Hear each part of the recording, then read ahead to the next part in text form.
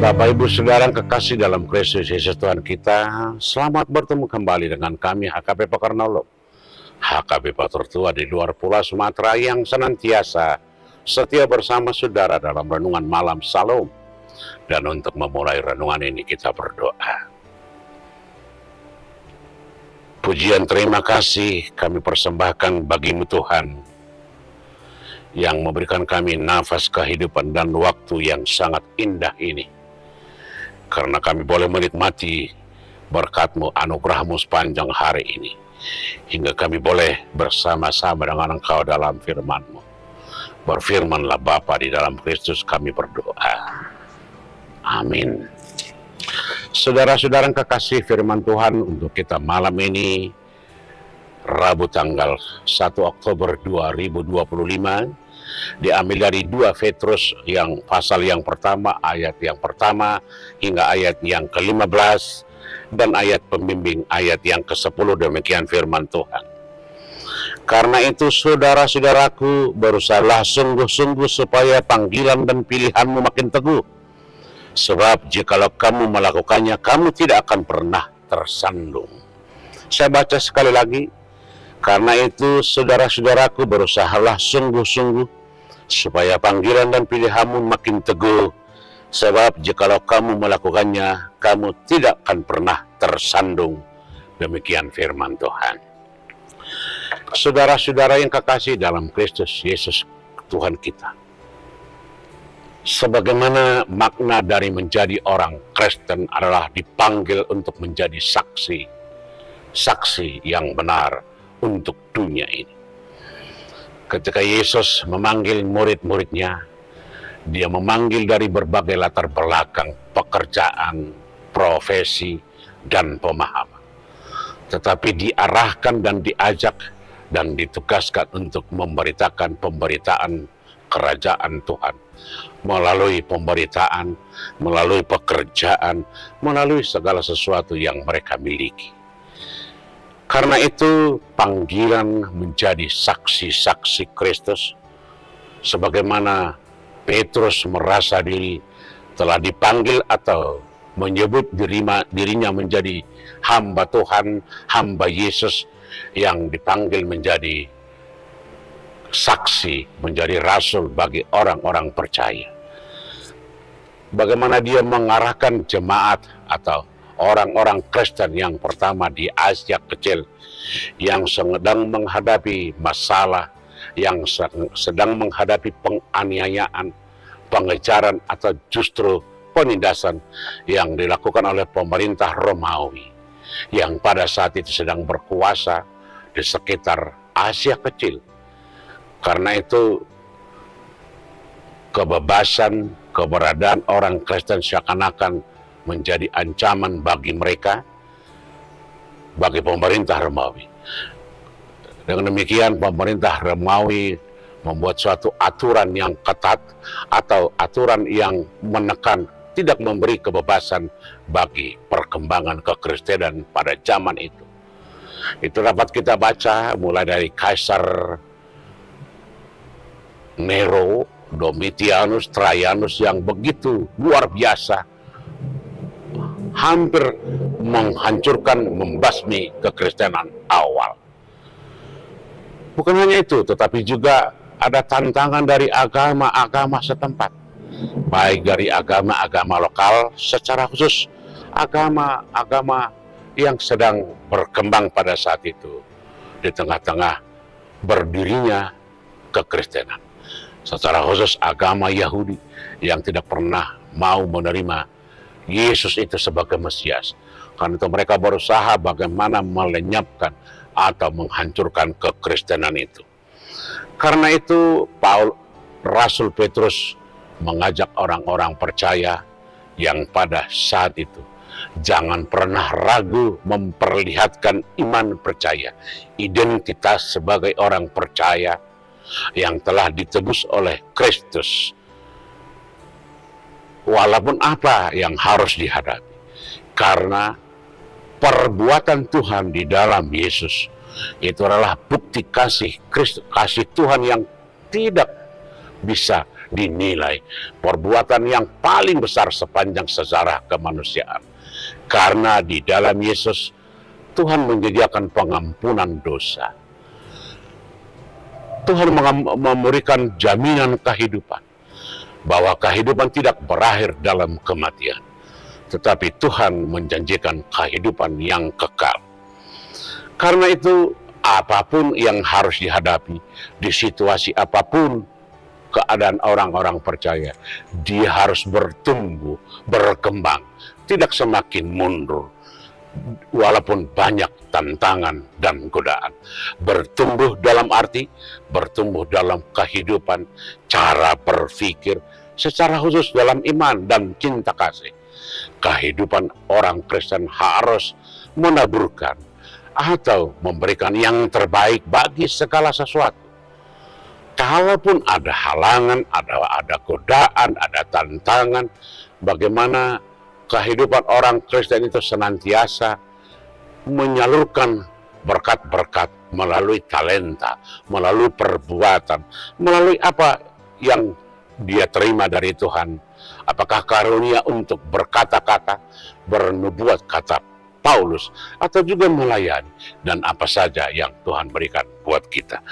Bertumbuh dalam iman itu artinya terus-menerus setiap panjang hari, dia selalu memberikan yang terbaik bagi pelayanan umat-umat orang percaya, bagi penyembahan dan pujian bagi Tuhan di sorga.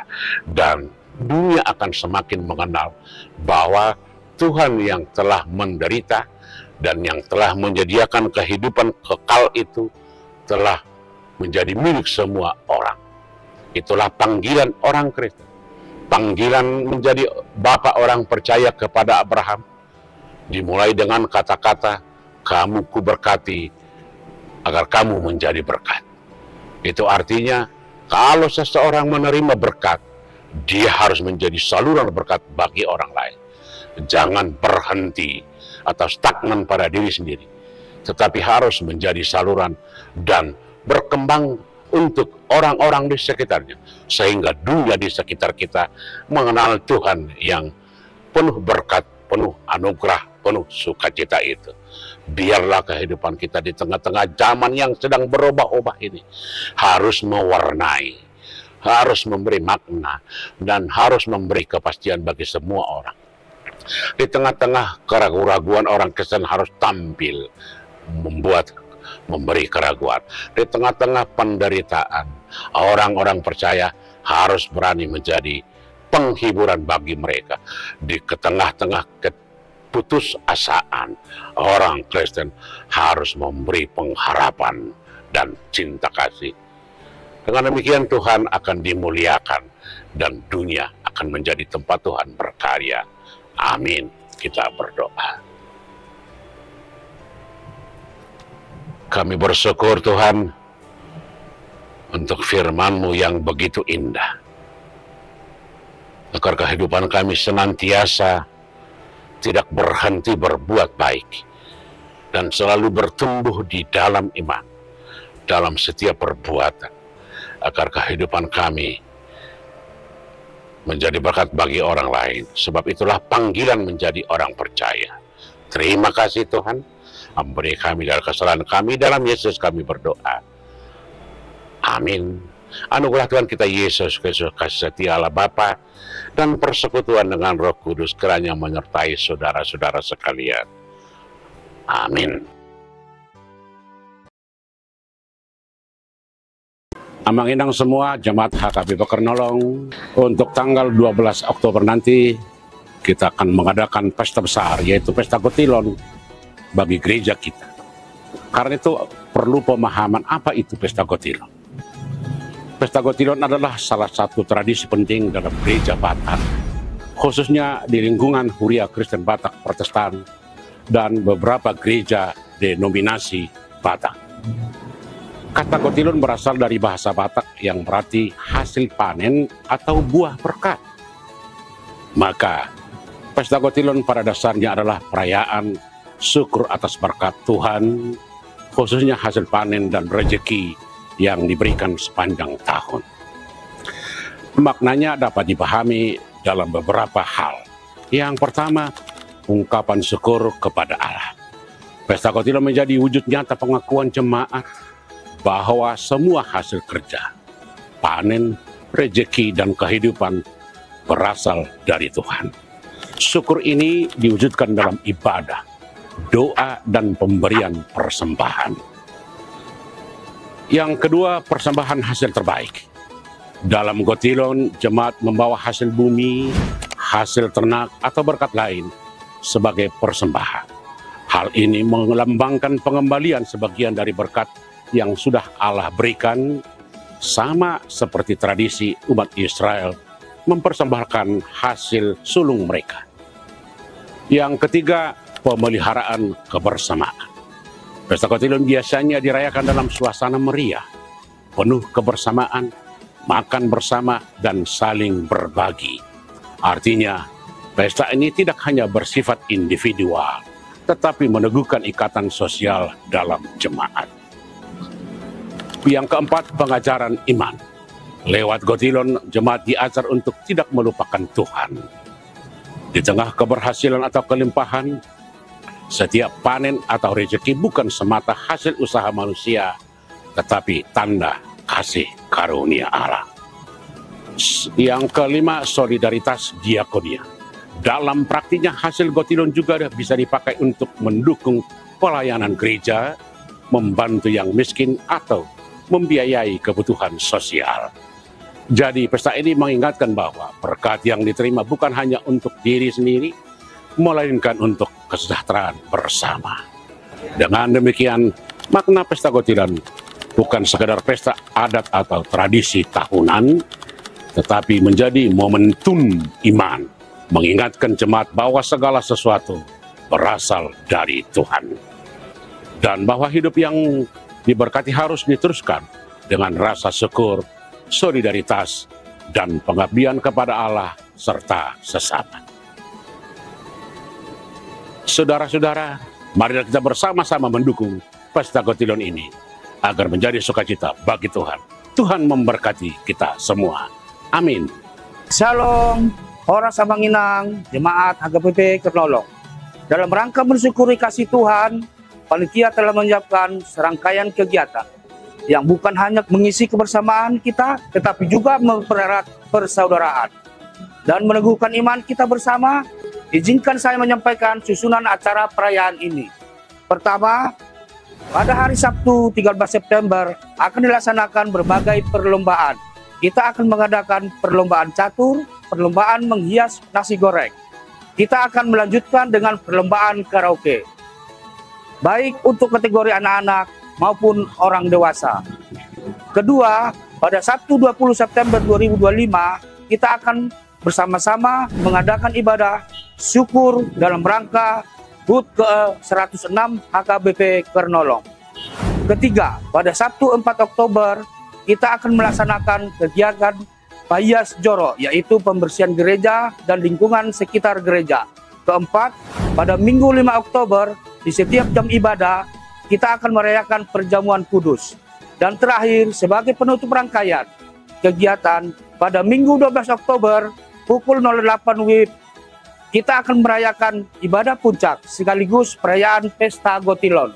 Saudara-saudara yang terkasih dalam Kristus, hasil dari Pesta Kotilon diperuntukkan sebagai operasional gereja kita untuk mendukung kelancaran seluruh kegiatan pelayanan pemeliharaan, sarana prasarana, serta berbagai kebutuhan gereja sehari-hari. Untuk itu, panitia telah melakukan berbagai upaya pengumpulan dana, antara lain Silua. Silua adalah bentuk persembahan atau rasa syukur sebagai wujud terima kasih atas berkat Tuhan dalam pekerjaan dan kehidupan sehari-hari yang dibawakan kepada Tuhan melalui gereja. Wiksel kegiatan penjualan makanan dan barang yang dilaksanakan setiap hari, Minggu pagi dan siang. Penjualan penjepit dasi dan bros. Bagi jemaat yang ingin mendapatkan penjepit dasi atau bros, silakan menghubungi Sintua Week-nya masing-masing seharga Rp50.000. Kupon bagi jemaat yang ingin mendapatkan kupon, silakan menghubungi Sintua Week masing-masing seharga Rp100.000. Celengan keluarga, setiap jemaat dapat mengumpulkan persembahannya melalui celengan yang telah dibagikan. Kepada masing-masing keluarga, sesuai dengan tema kita, hendaklah masing-masing memberikan menurut kerelaan hatinya, jangan dengan sedih hati atau karena paksaan, sebab Allah mengasihi orang yang memberi dengan sukacita, yaitu tertulis di dalam 2 Korintus 9 ayat 7. Donasi tunai atau transfer jemaat yang ingin memberikan persembahan dapat menyalurkannya melalui Bank BRI atas nama Pelita Ferawati, nomor rekening 0965 0100 0008 567, atau melalui QRIS yang terdapat pada gambar berikut.